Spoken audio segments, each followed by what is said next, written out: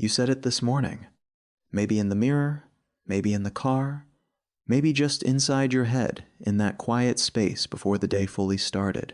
Something small, something automatic, something you have said so many times. It stopped feeling like a statement and started feeling like just the truth. I am so tired of this. Nothing ever changes for me. I always end up here.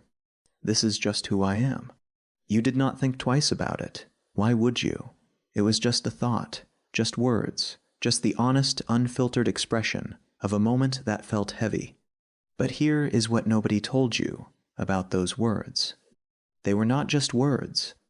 Proverbs 18:21, the tongue has the power of life and death. Not good vibes and bad vibes. Not positive energy and negative energy. Life and death. And what you have been speaking, casually, daily, automatically has been doing something in the spiritual realm that you are completely unaware of. Stay with this, because the second thing I am going to show you is the one most people never see coming, the one hiding in the most ordinary corner of your day. Do not skip ahead. The build matters. This is Heaven Sent Daily. Here is the thing about the words you speak over yourself. They do not feel like spiritual acts. They feel like honesty, like self-awareness, like the reasonable, grounded, unsentimental assessment of a person who has been through enough to know how things usually go for them. I am not good with money. I always attract the wrong people. I am not the kind of person things work out for. These sentences feel true because they have been repeated long enough to become familiar, and familiarity is the most convincing form of truth the mind knows. But here's what is actually happening underneath the feeling. God spoke the universe into existence with words. Genesis 1, He spoke and it was. He did not think it into being. He did not will it silently. He spoke, and what He spoke became. You are made in His image, which means your words are not neutral. They are not just expression. They carry creative weight in the spiritual realm, whether you believe that or not.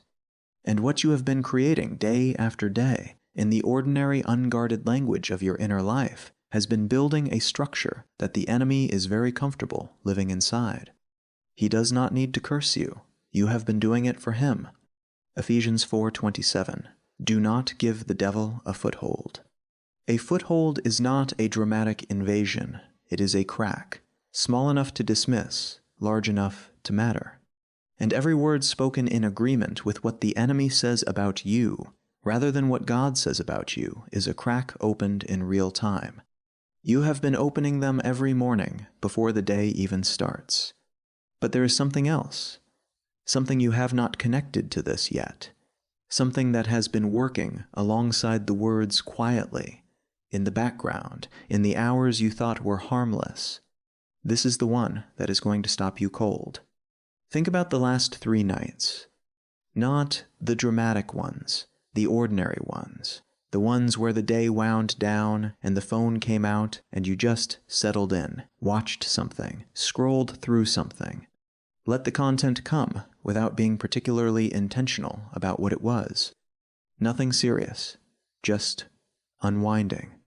But here is what unwinding actually looks like in the spiritual realm. Your guard comes down, your discernment quiets, and whatever enters through the eye gate in that unguarded, receptive, open state does not stay at the surface. It goes deeper, into the imagination, into the emotional memory, into the part of you that processes the world while you sleep. Luke 11:34. When your eyes are healthy, your whole body is full of light, but when they are unhealthy, your body is full of darkness. Full of darkness, not partially dimmed, full. And here is what makes this specific combination dangerous. The words you speak in the morning are shaped by what you consumed the night before, the heaviness you wake up with, the anxiety that has no clear source, the spiritual dryness that prayer cannot seem to penetrate. The distance between you and God that you keep trying to close but cannot. It is not random. It is the compound effect of what you have been feeding through your eyes, through your ears, through the casual, unguarded hours accumulating into a weight that feels supernatural because it is. The enemy does not need a dramatic entry point. He just needs the channel left open long enough for the darkness to settle. And you have been leaving it open every night, without realizing it was an act with spiritual consequences. Two things, both of them ordinary, both of them daily, both of them so normalized that nobody ever stopped to tell you what they were actually doing. The words you speak over yourself every morning, and what you let through your eyes every night. Neither of them feel like open doors. That is exactly what makes them so effective. James 4-7. Submit yourselves to God, resist the devil, and he will flee from you. He will flee. The promise is real, and it is absolute, but the fleeing begins with the submission, and the submission begins with the honesty to look at what you have been doing and decide today that it stops. Not perfectly, not dramatically, just a decision made in the ordinary privacy of wherever you are sitting right now. Start tomorrow morning differently. Before the words of defeat, come speak what God says about you, out loud, in your own voice, in the same space where the other words used to live. Isaiah 54-17, no weapon formed against you shall prosper. Speak that, mean it, build with it. Because the same tongue that has been opening the door is the same tongue that can begin to close it. Starting now,